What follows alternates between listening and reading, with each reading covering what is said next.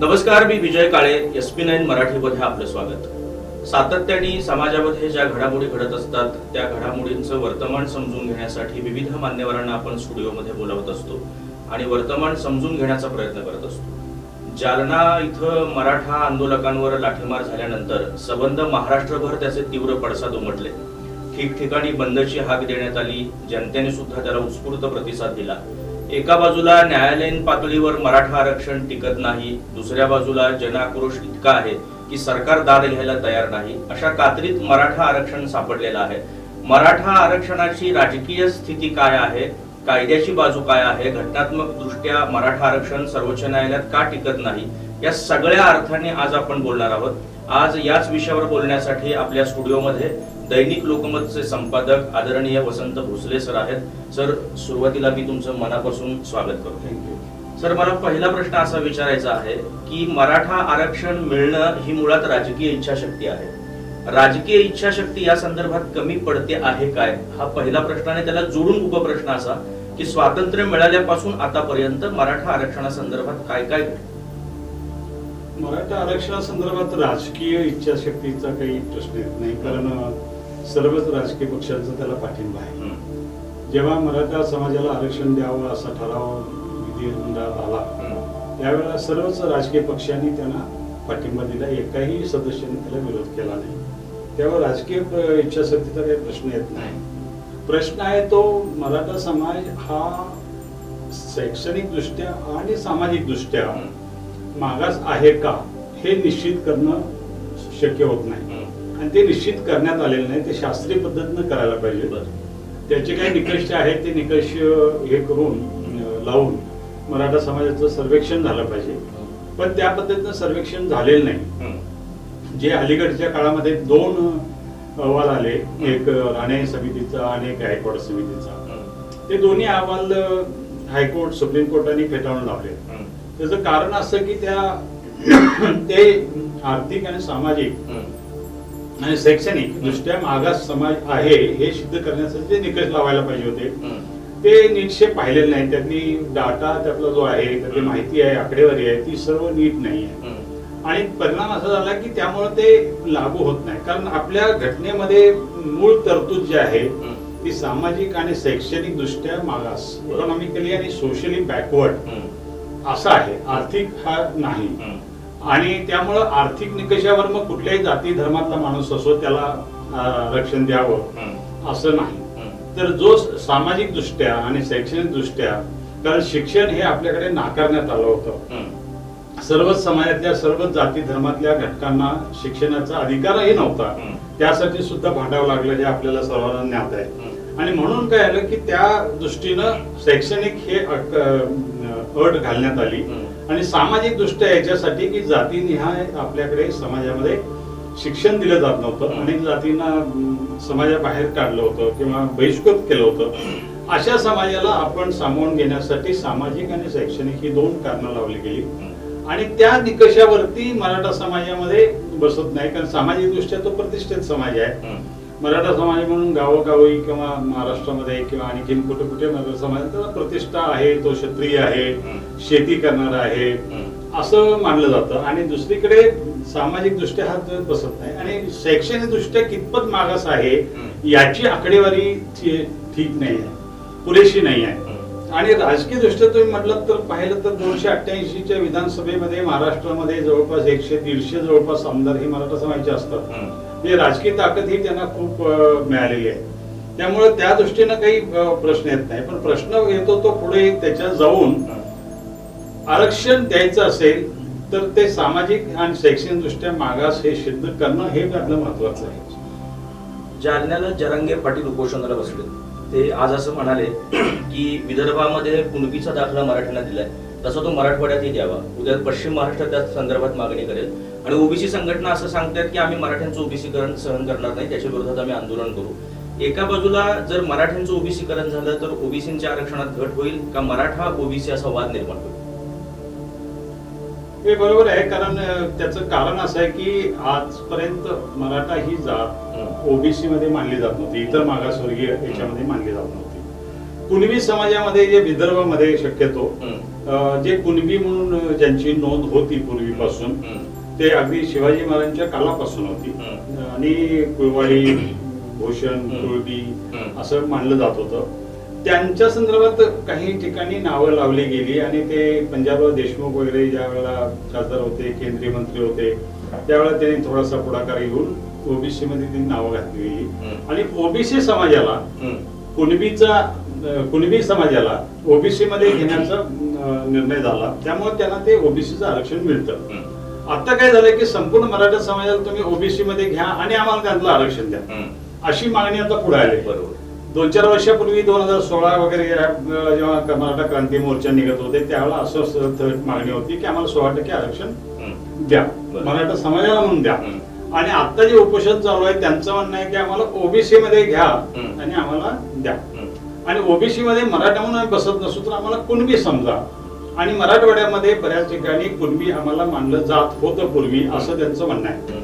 पण आता असा प्रश्न पडतो की ते 3-4 पिढ्याच्या मागे किंवा निजामांच्या काळामध्ये म्हणजे 75 वर्षापूर्वी निजामांच्या कालखंडामध्ये हैदराबाद संस्थानमध्ये जेव्हा मराठवाडा होता त्यावेळचे कुणबी कोण होते याचे दाखले आपल्याला काढावे लागतील. त्यावेळच्या सगळ्या नोंदी तरी आहेत का असा प्रश्न पडेल.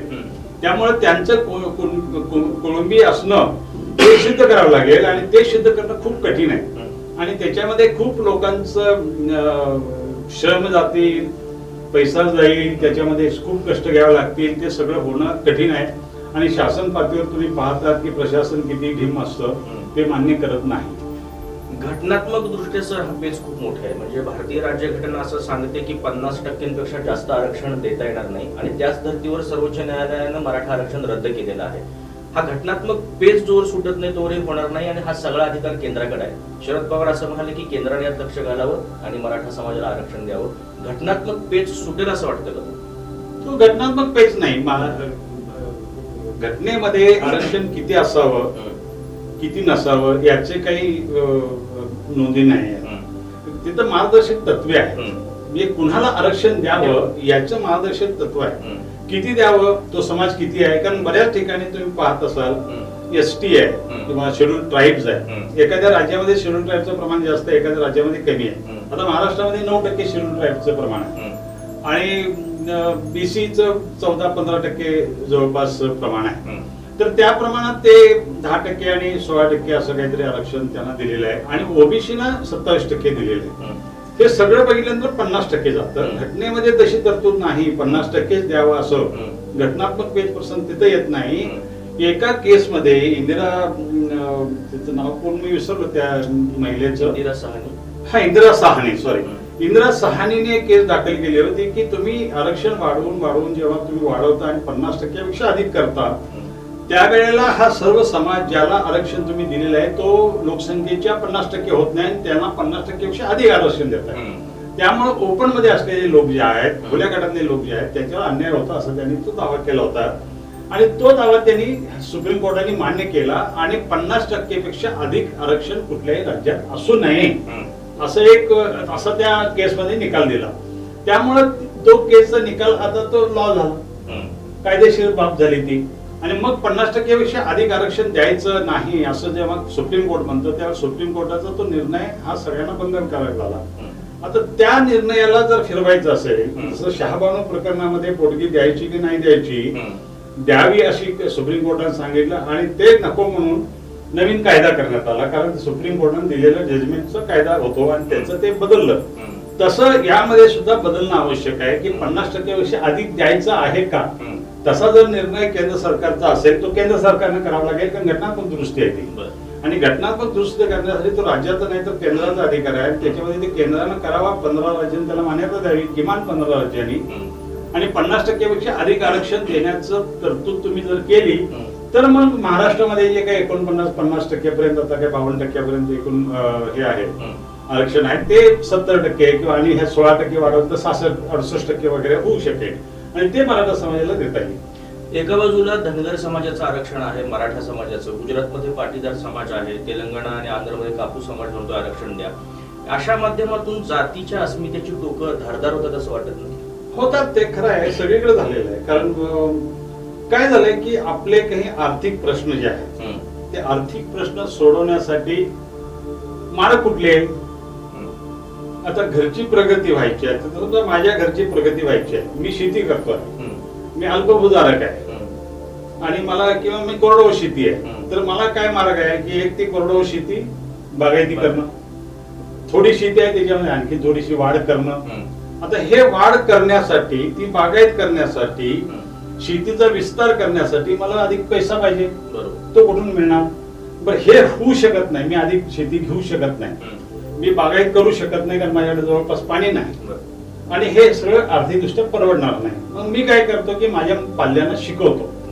शिकून तो एखादा शिक्षक झाला, प्राध्यापक झाला, वकील झाला, पत्रकार झाला आणि काही झाला, तर त्याचं जे उत्पन्न होईल ते सरप्लस उत्पन्न सुरू होईल कुटुंबामध्ये. आणि तुम्ही अनेकांची तुम्ही घरं बघितली असतील की मागची पिढी काही नाही, शेती करत होती, खाण्यापुरतं धान्य येत होतं, त्यातलं थोडं विकून काय 4 पैसे मिळायचे, त्याच्यातनं कपडे लत्ता आणि औषध पाणी वगैरे करायचं आणि मुलांना शिकवायचं. एखादा त्याच्यातला तहसीलदार झाला, प्रांताधिकारी झाला, इन्स्पेक्टर झाला, प्राध्यापक झाला, शिक्षक झाला, मग ते शिक्षक झाल्यानंतर त्यांनी सून पत्नी करून घेतली, ती शिक्षक आहे, असं झाल्यानंतर ते घर सुधारलं आणि एक पाऊल पुढे टाकलं गेलं, म्हणजे आर्थिक दृष्ट्या संपन्न झालं. आता आर्थिक दृष्ट्या ज्यांची कोंडी झाली, मग तो शेतकरी असो किंवा व्यावसायिक असो किंवा भूमिहीन शेतकरी असो, भूमिहीन शेतकरी असो, भूमिहीन शेतमजूर असो, त्या सर्वांची आर्थिक कोंडी झाली. प्रत्येकाला प्रगती करून घ्यायची आपापली. जसं तुम्ही म्हणालात मगाशी तेलंगणामध्ये किंवा पाटीदार समाज गुजरातमध्ये, तसं मीना समाज राजस्थानमध्ये आहे आणि उत्तर प्रदेशमध्ये जाट आहे, हरियाणामध्ये जाट समाज आहे जो शेती करतो मुख्यतः. आपल्याकडे जसं मराठा समाज शेती करतो मुख्यतः, तसं आहे. महाराष्ट्रातल्या मराठा समाजांची कोंडी झाली आहे. त्यांना आरक्षण द्यायला पाहिजे का? सामाजिक आणि शैक्षणिक दृष्ट्या पाहिलं तर देण्याची गरज नाही, कारण तसं ते त्या पातळीवर ते मागास नाही. हे घटनेच्या व्याख्येनुसार झालं. आर्थिक दृष्ट्या बघितलं तर तो समाज कोंडीत सापडलेला आहे आणि त्याला वाटतं की ह्यातनं बाहेर पडायला आरक्षण मला मदत करेल, अशी त्याची कल्पना आहे. आणि ती कल्पना सुद्धा फार परिपूर्ण आहे असं नाही, ती भ्रामक आहे थोडीशी. कारण आता आरक्षण 16% लावल्यानंतर जिथं आरक्षण लागू आहे, आरक्षण कुठं लागू आहे? आरक्षण लागू आहे सरकारी नोकरीमध्ये, निम सरकारीमध्ये, महापालिका, नगरपालिका, स्थानिक स्वराज्य संस्थांमध्ये, जिथं सरकारचा संबंध येतो अशा ठिकाणी. असा प्रकारचा रोजगार किती निघतो किंवा नोकऱ्या किती निघतात दरवर्षी भरल्या जातात. महाराष्ट्रात समजा एक 5,000 नोकऱ्या निघत असतील, त्यातले 16% म्हणजे किती कमी जागा मिळणार. आणि त्याच्यामध्ये संपूर्ण महाराष्ट्रातल्या समाजाला जो 33% वगैरे आहे मराठा समाज, त्यांच्या मुलांना त्यात सामावून घ्यावं लागणार. किंवा शिक्षक भरती आहे, प्राध्यापकाची भरती आहे, विद्यापीठातली कर्मचाऱ्यांची भरती आहे, कृषी महाविद्यालयातली भरती आहे, सरकारी कार्यालयातली भरती आहे. आणि अलीकडे गेली 10-15 वर्ष शासनाचं धोरण हे कर्मचारी भरती करायचीच नाही असं ठरवलेलं आहे. मग अशा वेळेला इकडे शासन कसं चालवायचंय याचं स्पष्ट दृष्टिकोन नाही. ती जरी भरत राहिली असते आणि जरा थोड्या लोकांना नोकरी लागली असतं तर बरं झालं असतं. शासकीय भरतीच पूर्णपणे बंद आहे. म्हणजे ज्या दलित समाजाला, ओबीसी समाजाला, आदिवासी समाजाला आरक्षण आहे त्यांना सुद्धा जागा मिळत नाही. आणि त्यांना असं वाटतं की माझ्या गावातला दलित, माझ्या बाजूचा आदिवासी, माझ्या बाजूचा ओबीसी हा आरक्षणामुळे पुढे गेला आणि त्याला त्याची कोंडी फुटायला मदत झाली. त्या ओबीसी समाजातला किंवा दलित समाजातली आर्थिक परिस्थिती जशी आहे तशी बहुसंख्य मराठा समाजातल्या मुलांची आणि लोकांची आहे. तो अल्पभूधारक आहे, तो कोरडवाहू शेती करणार आहे, तो शेतमजूर आहे आणि किंवा तो पशुधन पाळतो आणि दुग्ध व्यवसाय करतो. असं सगळ्या ह्याच्यामध्ये अडकलेला. कारण महाराष्ट्रामधला एकूण जो मराठा समाज आहे त्यापैकी 76% समाज हा शेती करतो. 76% पैकी 6% असा असेल की ज्याची बागायत शेती असेल. बाकीचा 70% मराठा समाज हा जो शेतीवर अवलंबून आहे तो पूर्णपणे कोरडवाहू शेतीवर अवलंबून आहे. जिथं बागायत शेती आज परवडत नाही तिथं कोरडवाहू काय परवडणार आहे? कोरडवाहू शेतीमध्ये तुम्हाला सरप्लस उत्पन्न मिळत नाही, त्यामुळे तुम्ही मुलांना शिकवू शकत नाही. पण शिकवण्याच्या पातळीवर सुद्धा अशी कोंडी झालेली आहे की यातनं सुद्धा कष्ट करून आपण बाहेर पडू असं त्याने निर्धार केला. पण शिक्षण झाले प्रायव्हेट, उच्च शिक्षण जे घ्यायचं ते प्रायव्हेट झालंय. ते लाखो रुपये खर्च करावे लागतात, त्याला मोठ्या शहरात जावं लागतं. तुम्ही लांब लांब खेड्यामध्ये, दऱ्या वाड्या वस्त्यामध्ये राहता, तिथून कसं जाणार तुम्ही? कारण तुम्ही मुख्यतः ग्रामीण भागात राहता. आता ह्या सगळ्याची कोंडी कशी फोडायची? म्हणून मला असं वाटतं की एखाद्या वाघाला पिंजऱ्यात घातल्यानंतर त्याची जशी कोंडी होते तशी कोंडी झाली आणि तुम्ही त्याला परत गप्प बसवत नाही तर त्याला डिवचताय. एकीकडे त्याला असं वाटतं की अरे आपण बहुसंख्य आहोत, सत्ता आपल्याकडे बहुसंख्य आहे, आपण सत्ताधारी आहोत आणि तरी सुद्धा आम्हाला कुठेही संधी मिळत नाही विकासाची. त्यामुळे शिक्षण मिळत नाही, शिक्षणात अडवणूक झाली तुमची प्रायव्हेटायझेशन मुळे. त्यामुळे तुम्हाला चांगलं शिक्षण मिळत नाही, चांगलं शिक्षण मिळालं नसल्यामुळे तुम्हाला ओपन मार्केटमध्ये जाऊन खाजगी नोकऱ्या करता येत नाही आणि सरकारी नोकऱ्या भरतच नाही. सरकारी नोकऱ्या भरल्या असत्या तर ज्या ओपन मध्ये आहे त्या ओपन मध्ये तुम्ही जाऊ शकला असता, ते पण टोटली बंदच आहे, पूर्णतः बंदच आहे. म्हणजे त्यामुळं मला असं वाटतंय की एकतरी रिझर्वेशन नाहीच, रिझर्वेशन नसलं तरी ओपन सीट असून सुद्धा तिथे भरल्या जात नाहीत. शिक्षण घ्यावं तर शिक्षण चांगलं मिळू शकत नाही कारण ते महागडं आहे. ते महागडं शिक्षण आपण न घेतल्यामुळं आपण स्पर्धेत टिकत नाही, असं त्याचं गणित झालंय, स्वरूप झालंय.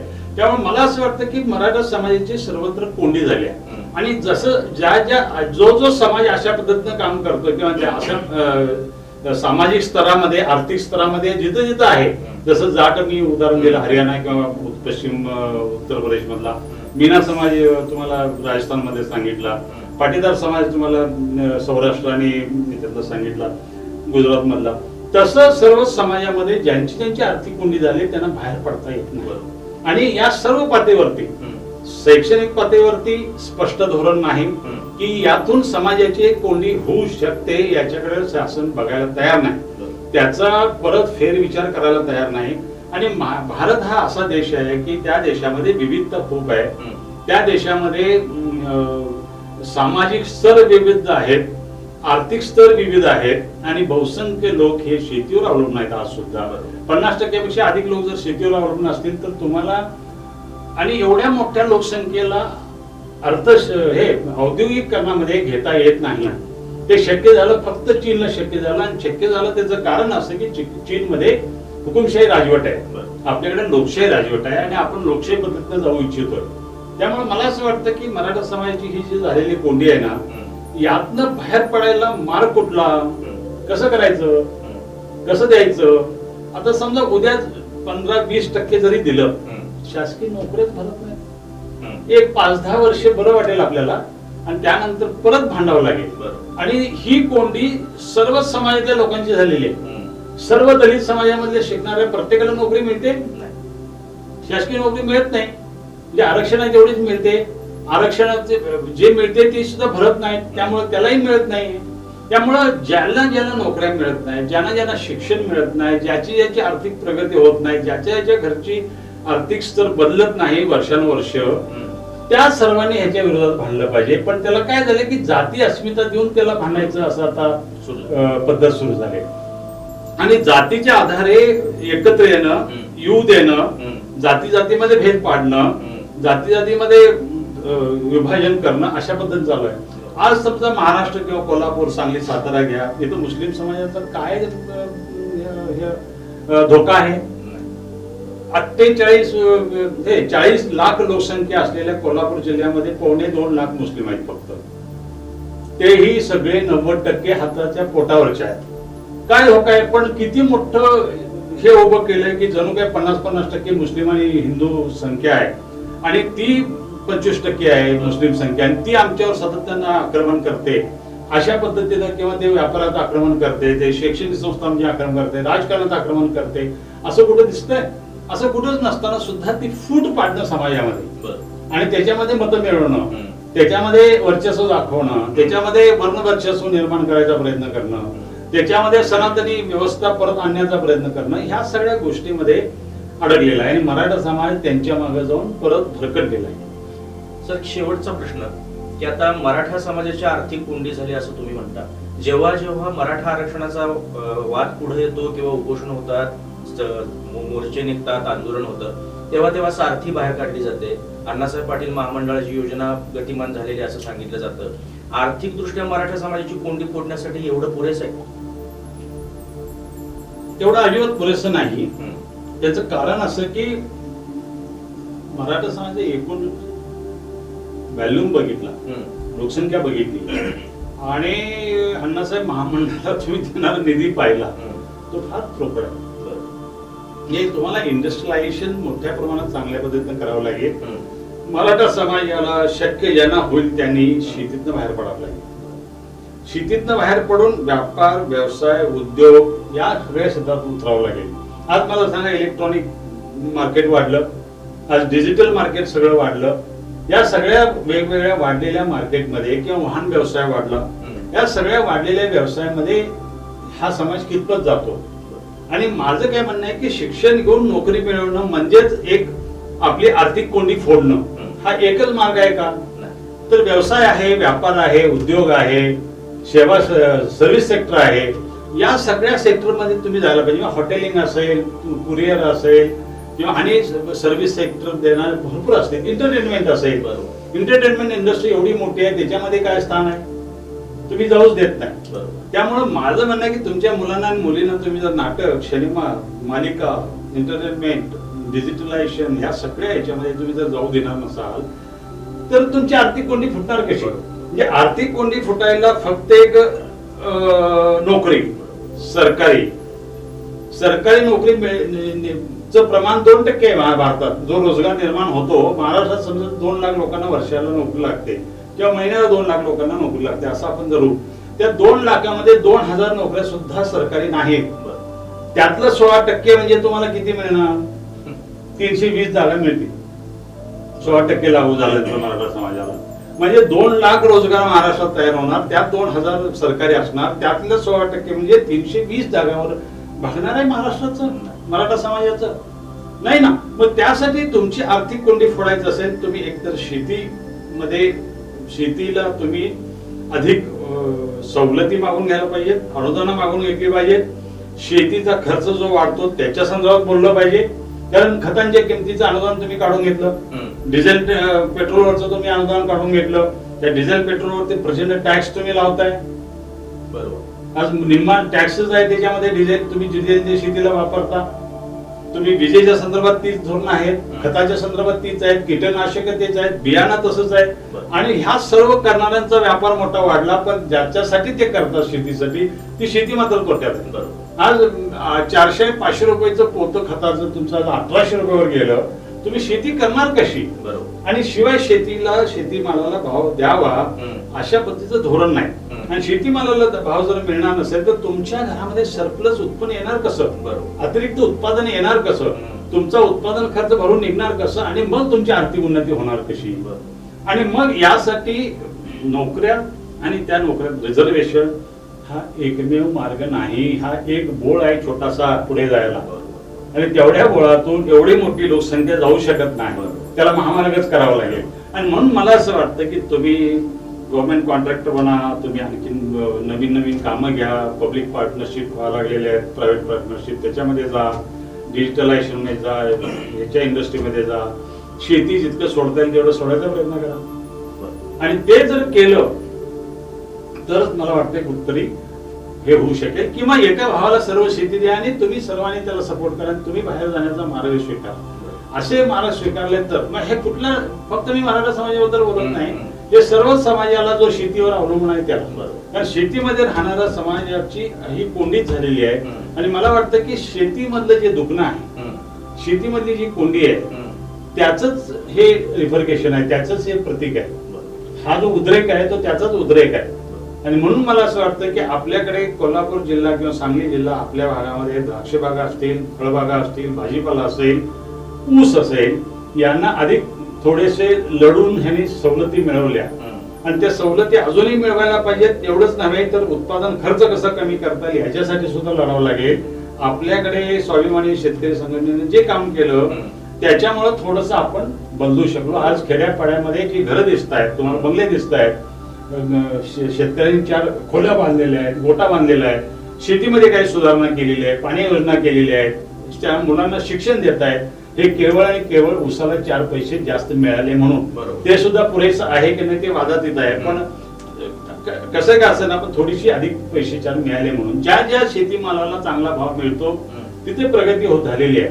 आणि सरप्लस उत्पन्नाशिवाय तुमची प्रगती होत नाही. तर आज आपल्या स्टुडिओमध्ये दैनिक लोकमतचे संपादक आदरणीय वसंत भोसले सर होते. अत्यंत सूत्रबद्धपणे त्यांनी मराठा आरक्षणाची मांडणी केलेली आहे. 1942 साली डॉक्टर बाबासाहेब आंबेडकर असं म्हणाले होते की शेतीला जोवर उद्योगाचा दर्जा दिला जात नाही तोवर शेती परवडणार नाही आणि शेतीतला अतिरिक्त श्रम आपल्याला शहराकडे कोणत्याही परिस्थितीमध्ये वळवावं लागेल आणि त्याच अर्थाची मांडणी आदरणीय भोसले सरांनी केलेली आहे. आणि त्यांचं स्पष्ट मत असं आहे की या एकूण आरक्षणांच्या मागण्यामुळे जातीच्या ज्या अस्मिता आहेत त्या अधिक टोकदार होत आहेत. आमचे संतोष नारायणकर म्हणतात तसं की एकदा त्यांनी मला विचारली माझी जात, मी म्हणालो काय सांगू, 2 पाय 2 हात. माणसांना 2 पाय 2 हातच असतात, अशीच माणसं असतात. पण अशा अस्मिता टोकदार करून माणसांमध्ये भेद निर्माण करणं, जातीय दंगली उभ्या करणं असेही प्रकार या पद्धतीनं वाढायला लागलेले आहेत. राजकीय इच्छाशक्तीचा विचार करता सर्वच राजकीय पक्षांनी मराठा आरक्षणाला पाठिंबा दिलेला आहे. जो घटनात्मक पेच आहे तो मुळात घटनात्मक पेच नाही. इंदिरा साहनी खटल्याचा आधार घेऊन झालेला कायदा बदलणं केंद्राला शक्य आहे. त्या संदर्भात केंद्राने सर्वोच्च न्यायालयामध्ये मांडणी करणं गरजेचं आहे असं त्यांचं स्वतःचं स्पष्ट मत आहे. त्यामुळे जातीची अस्मिता अधिक टोकदार होऊ न देता सर्वांनी एकत्र येऊन भावाभावासारखं राहणं, सामाजिक सलोखा जपणं अत्यंत महत्वाचं आहे. केशवसुतांच्या शब्दात सांगायचं तर जिकडे जावे तिकडे माझी भावंडे आहेत, सर्वत्र मला माझ्या घरच्या खुणा दिसत आहेत.